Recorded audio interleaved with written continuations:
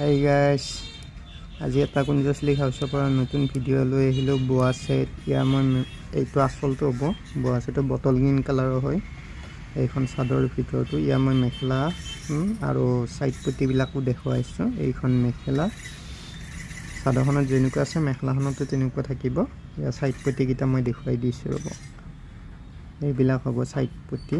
চাওক খুব ধুনীয়া হৈছে সেটটো, লাগিলে কণ্টেক্ট কৰিব পাৰে।